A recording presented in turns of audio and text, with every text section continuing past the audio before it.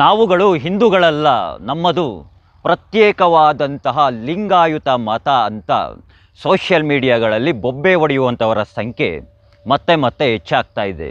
ನಿಮಗೆಲ್ಲ ತಾಕತ್ತು ಅನ್ನೋದಿದ್ದರೆ ಏನು ಹೇಳಿ, ತಾಕತ್ತು ಅನ್ನೋದಿತ್ತು ಅಂತಂದರೆ ಇದೇ ಸೋಷಿಯಲ್ ಮೀಡಿಯಾಗಳಲ್ಲಿ ಲೈವ್ ಬನ್ನಿ. ಇದೇ ಸೋಷಿಯಲ್ ಮೀಡಿಯಾಗಳಲ್ಲಿ ಲೈವ್ ಬಂದು ಸನಾತನ ಧರ್ಮದ ಪ್ರತೀಕವಾಗಿರುವಂತಹ ನಿಮ್ಮ ತಾಯಿಯ ಕೊರಳಲ್ಲಿರುವಂತಹ ಮಾಂಗಲ್ಯವನ್ನು ಕಿತ್ತು ಬಿಸಾಡಿ ನೋಡೋಣ. ನಿಮ್ಮ ಅಕ್ಕ ತಂಗಿಯರ ಕಾಲುಗಳಲ್ಲಿರುವಂತಹ ಕಾಲುಂಗುರಗಳನ್ನು ತೆಗೆಸಿ ನೋಡೋಣ. ನಿಮ್ಮ ಹೆಂಡತಿಯ ಕೈಗಳಲ್ಲಿರುವಂತಹ ಕೈ ಬಳೆಗಳನ್ನು ಒಡೆದು ಹಾಕಿ ನೋಡೋಣ. ಒಮ್ಮೆ ಪ್ರಯತ್ನವನ್ನು ಪಡಿ ನೋಡೋಣ.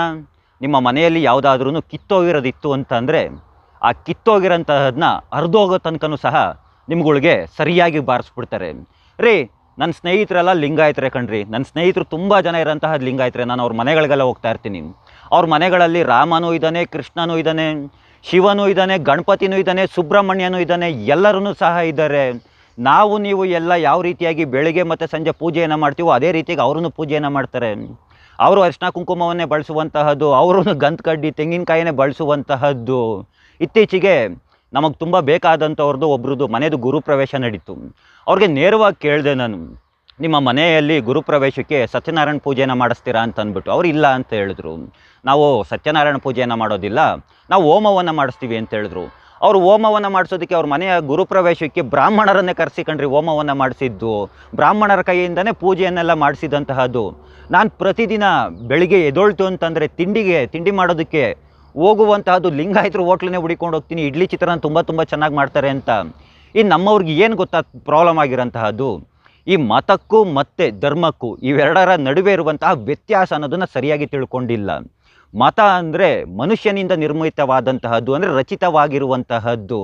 ನೀವು ನಾಳೆ ದಿನ ಒಂದು ಮತವನ್ನು ಸೃಷ್ಟಿಯನ್ನು ಮಾಡ್ಬೋದು, ನಾನು ಒಂದು ಮತವನ್ನು ಕಟ್ಬೋದು ಅಥವಾ ರಚನೆಯನ್ನು ಮಾಡ್ಬೋದು, ಕೇಳೋರು ಬೇಕು ಅಷ್ಟೇ. ಧರ್ಮ ಅಂದರೆ ಆ ರೀತಿಯಾಗಲ್ಲ. ದೈವಿಕ ಶಕ್ತಿಯನ್ನು ಪಡೆದುಕೊಂಡು ರಚನೆಯಾಗಿರುವಂತಹದ್ದು. ಈ ಸೃಷ್ಟಿಯಲ್ಲಿ ಮತ್ತೆ ಇನ್ನೊಂದು ಸನಾತನ ಧರ್ಮವನ್ನು ಯಾರ ಕೈಲಿಂದನೂ ಮತ್ತೆ ರಚನೆಯನ್ನು ಮಾಡೋದಕ್ಕಾಗೋದಿಲ್ಲ. ನಿಮಗೆ ಧರ್ಮವನ್ನು ಪಾಲಿಸಿ ಅಂತ ಹೇಳ್ತಾರೆ, ಮತವನ್ನು ಏನಂತ ಹೇಳ್ತಾರೆ ಹೇಳಿ, ಅನುಸರಿಸಿ ಅಂತ ಹೇಳ್ತಾರೆ. ಧರ್ಮವನ್ನು ಯಾರೂ ಅನುಸರಿಸಿ ಅಂತ ಹೇಳುವಂತಹದ್ದಲ್ಲ, ಧರ್ಮವನ್ನು ಪಾಲಿಸಿ ಅಂತ ಹೇಳುವಂತಹದ್ದು. ಇದನ್ನು ಸರಿಯಾಗಿ ಒಂದು ಸ್ವಲ್ಪ ಅರ್ಥವನ್ನು ಮಾಡ್ಕೊಳ್ಳಿ ಕೂತ್ಕೊಂಡು. ನಿಮ್ಗೇನ್ರಿ ಪ್ರಾಬ್ಲಮ್ಮು? ಶಿವಶಕ್ತಿ ಆದ್ರೇನು? ಶಿವಶಕ್ತಿ ಆದ್ರೇನು? ಪೂಜೆಯನ್ನು ಮಾಡಿ. ಶಿವಲಿಂಗ ಆದ್ರೇನು? ಪೂಜೆಯನ್ನು ಮಾಡಿ. ಇಷ್ಟಲಿಂಗ ಆದ್ರೇನು? ಪೂಜೆಯನ್ನು ಮಾಡಿ.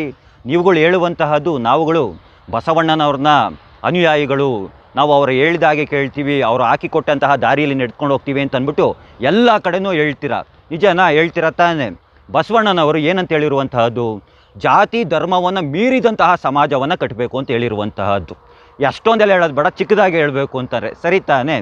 ನೀವು ಬಸವಣ್ಣನವರ ಅನುಯಾಯಿಗಳಾಗ್ಬಿಟ್ಟು ಜಾತಿ ಮತ್ತು ಧರ್ಮವನ್ನು ಮೀರಿದಂತಹ ಸಮಾಜವನ್ನು ಕಟ್ಟಬೇಕು ತಾನೆ. ಅದನ್ನು ಬಿಟ್ಬಿಟ್ಟು ನನ್ನದು ಜಾತಿ, ನನ್ನದು ಮತ, ನನ್ನದು ಧರ್ಮ ಅಂತ ನೀವೇನೇ ಪ್ರತಿದಿನ ಬೆಳಗ್ಗೆ ಎದ್ಬಿಟ್ಟು ಜಗಳ ಆಡ್ಕೊಂಡು ಕೂತ್ಕೊಳ್ತೀರಾ ಅಂತಂದರೆ ನೀವೆಲ್ಲ ಬಸವಣ್ಣನವರ ಅನುಯಾಯಿಗಳ? ಒಮ್ಮೆ ನಿಮ್ಮ ಮನಸ್ಸಾಕ್ಷಿಗೆ ನೀವೇ ಕೇಳ್ಕೊಳ್ಳಿ, ಎಲ್ಲವೂ ನಿಮಗೆ ಅರ್ಥ ಆಗುತ್ತೆ. ಈಗ ಮತ್ತೆ ಸನಾತನ ಧರ್ಮದ ಶ್ರೇಷ್ಠತೆ ಬಗ್ಗೆ ನೀವು ತಿಳ್ಕೊಳ್ಬೇಕು ಅಂದರೆ ನಾನು ಹೇಳಿದ್ನಲ್ಲ, ನಿಮ್ಮ ಹೆಂಡತಿದೋ ನಿಮ್ಮ ತಾಯಿದೋ ಹೋಗಿ ಒಮ್ಮೆ ಪ್ರಯತ್ನವನ್ನು ಮಾಡಿ ತಾಲಿಯನ್ನು ಕೀಳೋದಕ್ಕೆ.